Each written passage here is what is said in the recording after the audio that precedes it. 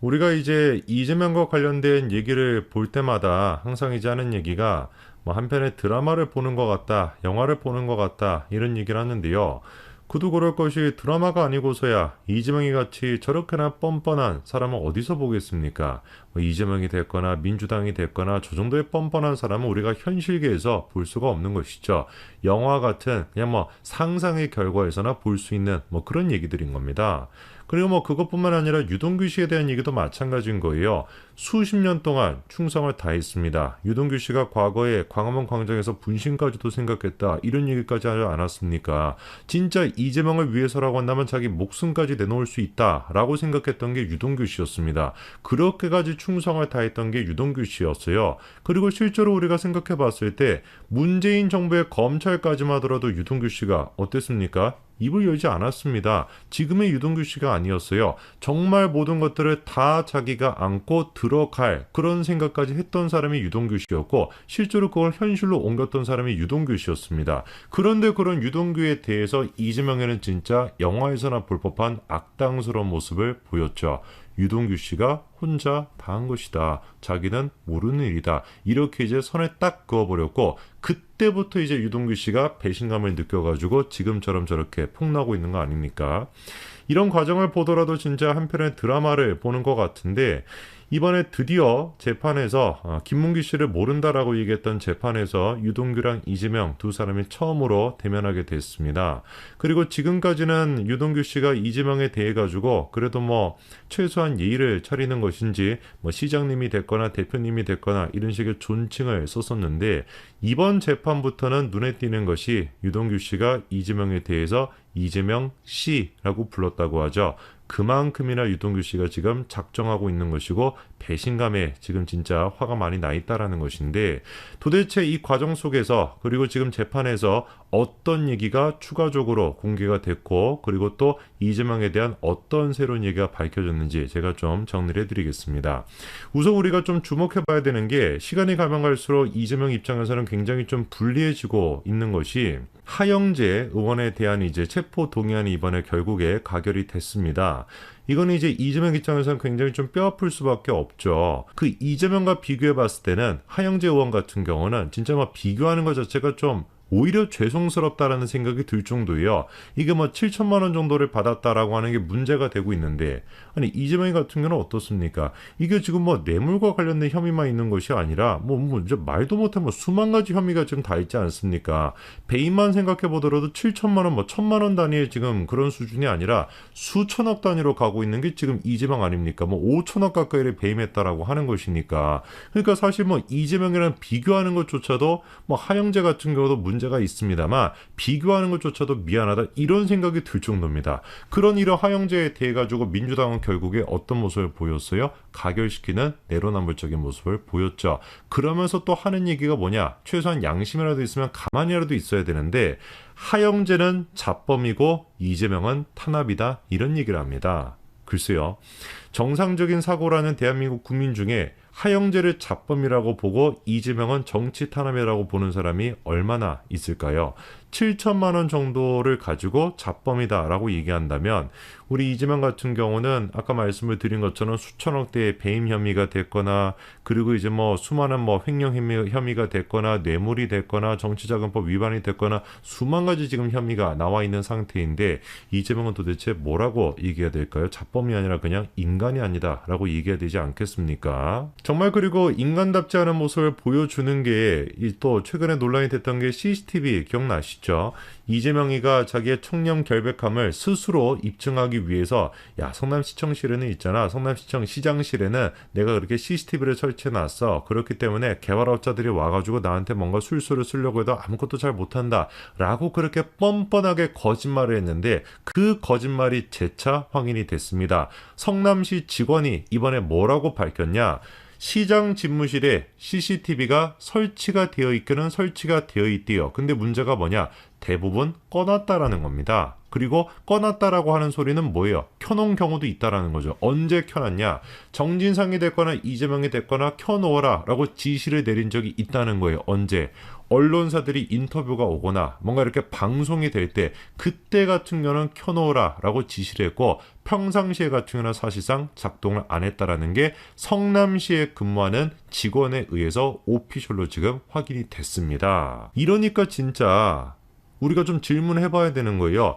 이런 시점에서도 이재명을 지지하고 있는 사람들은 도대체 뭐 하는 사람들인지 우리가 질문해 봐야 되는 겁니다. 이 사람들 같은 경우는 하영재는 자범이고 이재명은 정치 탄압을 받고 있다라고 하는 걸 받아들이지 않겠습니까? 진짜로 그렇게 믿고 있지 않겠어요? 그리고 그런 사람들이 대한민국 국민 가운데 40%나 된다라는 거 아닙니까? 이분들한테 진짜 제 주변에는 한 명도 없기 때문에 진짜 실존한다라고 한다면 제가 물어보고 싶습니다. 아니, 이렇게나 뻔뻔하게 CCTV에 대해서 거짓말했다는 게 다 드러났는데 여러분들은 이걸 어떻게 받아들이십니까? 근데 댓글을 보니까 그 답이 나오더라고요.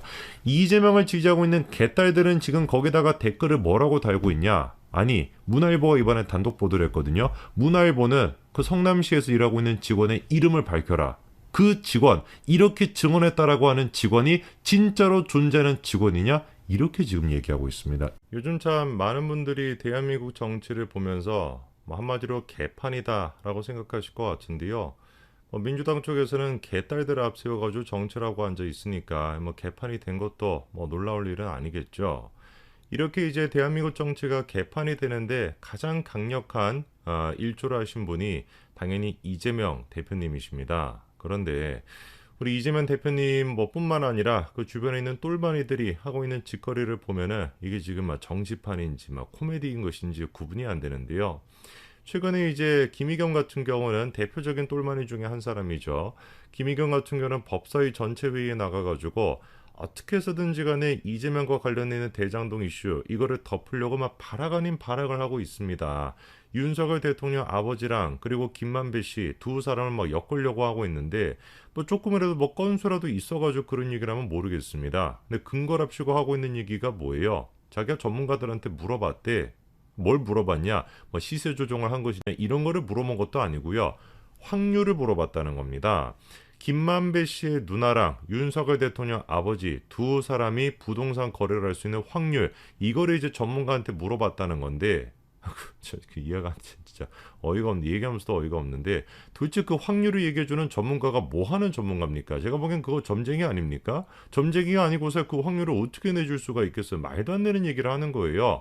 심지어 그 확률이 80만 분의 1이다 라고 하는 수치까지도 구체적으로 얘기하면서 아니 이렇게나 희박한 가능성이 있는 일이 어떻게 발생할 수가 있겠냐, 이거말로 검찰 수사가 필요한 거다 뭐다 이러고 앉아 있는데, 그거를 가지고 검찰 수사가 필요하다라고 한다면은 우리가 뭐부터 시급하게 조사를 해야 되겠습니까? 김의겸 같은 인간이 어떻게 국회의원이 될 수 있었는가, 이거부터 조사해야 되는 거 아니겠어요? 이거는 무슨 80만 분의 1의 확률이 아니라 제가 보기엔 80억 분의 1의 확률인 것인데 국정과제로 우리가 삼아가지고 대대적으로 조사해야 되지 않겠습니까? 불가능한 일이 지금 현실이 되어 있으니까.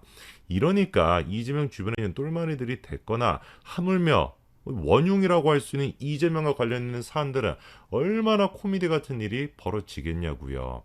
이재명이 혼자 기자회견하면서 말도 안 되는 헛소리를 하고 코미디를 한다, 이거야 우리가 이해할 수가 있습니다. 원래 그런 사람이었으니까. 근데 최소한 재판에서까지, 재판장 앞에서까지 변호인이 그러면 이거는 진짜 좀 심각한 문제가 되지 않겠습니까? 사법부가 벌어지는 일이라고 저는 보는데, 자, 이런 차원에서 우리가 좀 주목해 봐야 되는 게, 이번에 이재명에 대한 재판이 열렸습니다. 워낙에 재판이 많습니다만 이번 재판 같은 경우는 눈에 띄는 포인트가 몇 가지가 있어요. 첫 번째, 일단 김문기 씨와 관련된 재판이었고요. 그리고 처음이었습니다. 누가 같이 참석을 했던?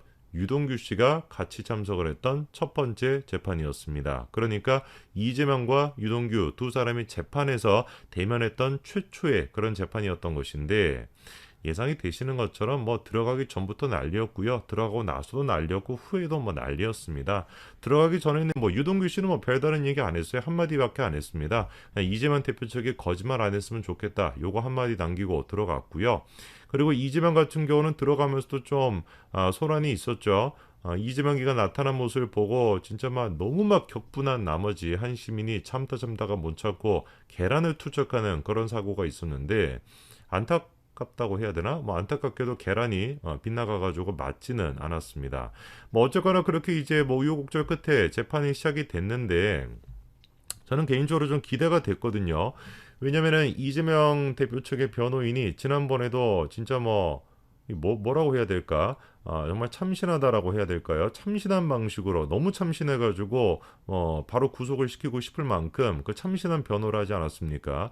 누구와 보든지 간에 김문기 씨를 알았을 거다라고 하는 그 사진을 갖고 와가지고 야 이거 봐봐라 두 사람이 눈을 마주치고 있지 않다. 이거야말로 두 사람이 친분이 없다는 증거다라고 하는 진짜만 신박한 그런 변호를 했었는데 이번에는 또 뭐라고 변호를 할까를 지켜보니까 놀랍게도 이번에는 이렇게 주장을 하더라고요. 왜 여러분들 아시는 것처럼 김문기 씨랑 이재명 이렇게 해가지고 유동규 씨까지 같이 해가지고 해변가를 뒤에 배경으로 사진을 찍었던 거 그거 기억나시죠? 요게 이제 결정적으로 같이 골프를 쳤다라는 증거다 이런 얘기가 나왔었는데 이 사진이 조작이 됐다는 거예요. 국민의힘이 그 사진을 조작을 했다라는 겁니다. 일단 이해가 잘 안 되는 게 뭐냐면은 사진을 조작한다라고 한다면 국민의힘이 애당초 그거를 왜 조작을 할까 이것도 이해가 안 되는데 여기서 지금 얘기하고는 조작이라는 게 뭐냐 일반적으로 우리가 조작했다라고 한다면 뭐예요? 있는 사람을 없애버리거나 합성을 해가지고 없었던 사람을 있게끔 만들거나 합성을 해가지고 이런 게 이제 조작 아닙니까? 근데 변호인이 지금 얘기하는 조작은 그런 차원의 조작이 아니에요. 사진이 원래 네 사람이 찍은 게 아니라 다 같이 찍었던 사진인데 그거를 교묘하게 네 사람만 보이게끔 조작을 했다. 이게 지금 변호인의 주장입니다.